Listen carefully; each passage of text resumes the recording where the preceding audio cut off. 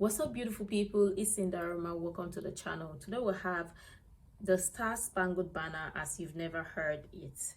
Awesome. I've reacted to this one before. I've seen it before, but I thought to react or check it again because today is the 4th of July, which means is American Independence Day. And so I'm saying happy 4th of July to America, and God bless the United States of America. It's an awesome celebration, and I want to join you to celebrate the 4th of July as well. So yeah, today I'm going to be checking the Star Spangled Banner as you've never heard it. Awesome. Let's check it out.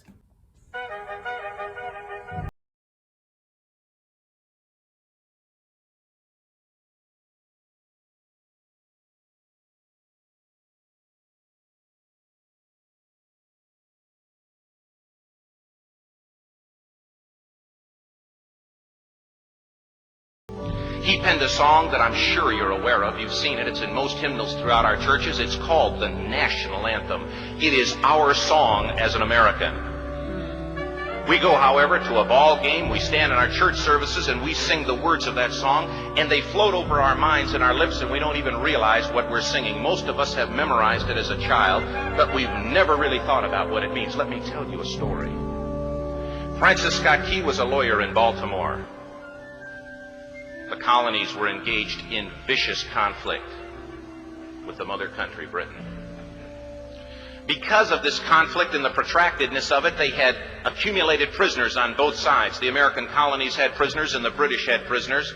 And the American government initiated a move. They went to the British and they said, let us negotiate for the release of these prisoners. They said, we want to send a man out to discuss this with you. They were holding the American prisoners in boats about 1,000 yards offshore. And they said, we want to send a man by the name of Francis Scott Key. He will come out and negotiate to see if we can make a mutual exchange. On the appointed day, in a rowboat, he went out to this boat and he negotiated with the British officials. And they reached a conclusion that men could be exchanged on a one-for-one basis. Francis Scott Key, jubilant with the fact that he'd been successful, went down below in the boats, and what he found was a cargo hold full of humanity, men. And he said, men, I've got news for you tonight. You're free. He said, tonight I have negotiated successfully your return to the colonies. He said, you'll be taken out of this boat, out of this filth, out of your chains. As he went back up on board to arrange for their passage to the shore, the admiral came and he said, we have a slight problem. He said, we will still honor our commitment to release these men, but it'll be merely academic after tonight. It won't matter. And Francis Scott Key said, what do you mean? He said, well, Mr. Key, he said, tonight we have laid an ultimatum upon the colonies. Your people will either capitulate and lay down the colors of that flag that you think so much of, or you see that fort right over there, Fort Henry? He said, we're going to remove it from the face of the earth. He said, how are you going to do that? He said, if you will, scan the horizon of the sea. And as he looked, he could see hundreds of little dots. And he said, that's the entire British war fleet. He said, all of the gunpowder, all of the armament is being called upon to demolish that fort. It will be here within striking distance in a matter of about 2.5 hours. He said, the war is over. These men would be free anyway. He said, you can't shell that fort. He said, that's a large fort. He said, it's full of women and children. He says, it's predominantly not a military fort. They said, don't worry about it. They said, we've left them a way out. And he said, what's that? He said, do you see that flag way up on the rampart? He said, we have told them that if they will lower that flag, the shelling will stop immediately. And we'll know that they've surrendered, and you'll now be under British rule. Francis Scott Key went down below and told the men what was about to happen. And they said, how many ships? He said, hundreds. The ships got closer. Francis Scott Key went back up on top and he said, men, I'll shout down to you what's going on as we watch. As twilight began to fall, and as the haze hung over the ocean as it does at sunset, suddenly the British war fleet unleashed. says the sound was deafening. There were so many guns that there were no reliefs.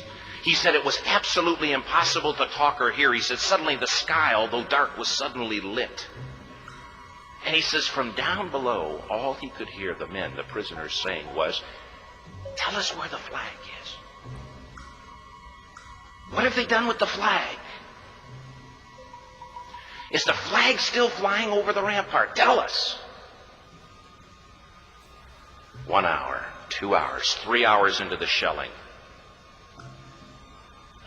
every time the bomb would explode and it would be close to the flag, they could see the flag in the illuminated red glare of that bomb, and Francis Scott Key would report down to the men below, "It's still up. It's not down." The admiral came and he said, "Your people are insane." He said, "What's the matter with them?" He said, "Don't they understand this is an impossible situation?" Francis Scott Key said he remembered what George Washington had said. He said, "The thing that sets the American Christian apart from all other people in the world is he will die on his feet before he'll live on his knees." The admiral said, "We have now instructed all of the guns to focus on the rampart to take that flag down." He said, "We don't understand something. Our reconnaissance tells us that that flag has been hit directly again and again and again, and yet it's still flying. We don't understand that." But he said, "Now we're about to bring every gun for the next 3 hours to bear on that point." Francis Scott Key said the barrage was unmerciful. All that he could hear was the men down below praying. The prayer, "God, keep that flag flying where we last saw it." Sunrise came. He said there was a heavy mist hanging over the land, but the rampart was tall enough. There stood the flag, completely nondescript, in shreds. The flagpole itself was at a crazy angle, but the flag was still at the top. Francis Scott Key went aboard and immediately went into Fort Henry to see what had happened. And what he'd found had happened was that that flagpole and that flag had suffered repetitious direct hits. And when it had fallen, but men, fathers, who knew what it meant for that flag to be on the ground, although knowing that all of the British guns were trained on it, walked over and held it up humanly until they died. Their bodies were removed and others took their place. Francis Scott Key said what held that flagpole in place at that unusual angle were patriots' bodies. He penned the song, "Oh, say can you see by the dawn's early light what so proudly we hailed at the twilight's last gleaming? Or the rocket's red glare, the bombs bursting in air, gave proof through the night that the flag was still there. Oh, say, does that star-spangled banner yet fly and wave o'er the land of the free and the home of the brave?" The debt was demanded.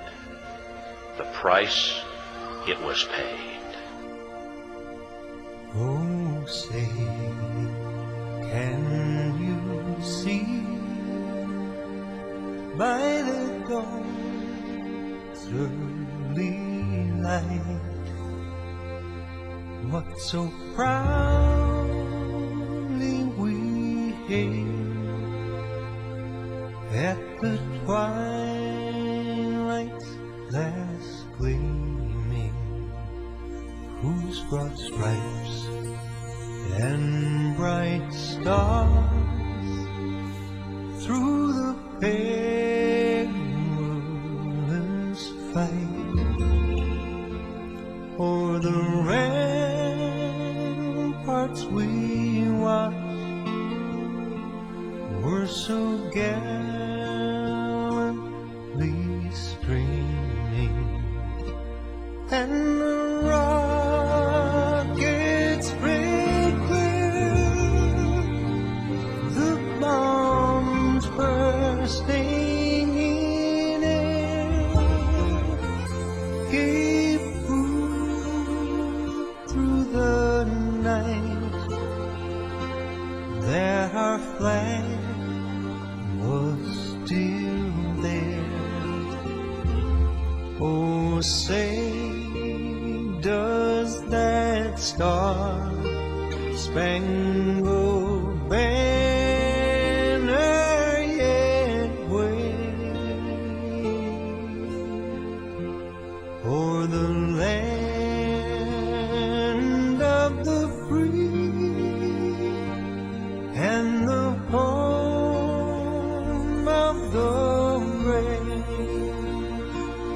Oh, say, does that star-spangled banner yet wave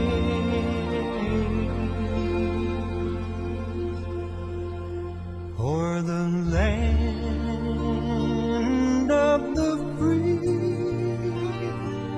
and the home of the brave?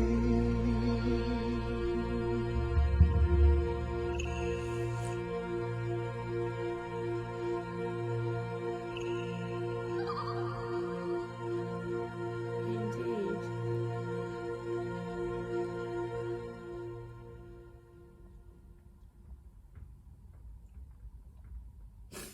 Oh my goodness.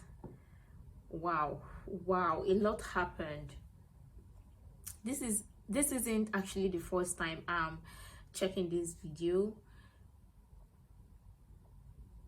but it feels very fresh, very beautiful. It's a lot. I mean, to see that after so many things that the flag has gone through, it still stands.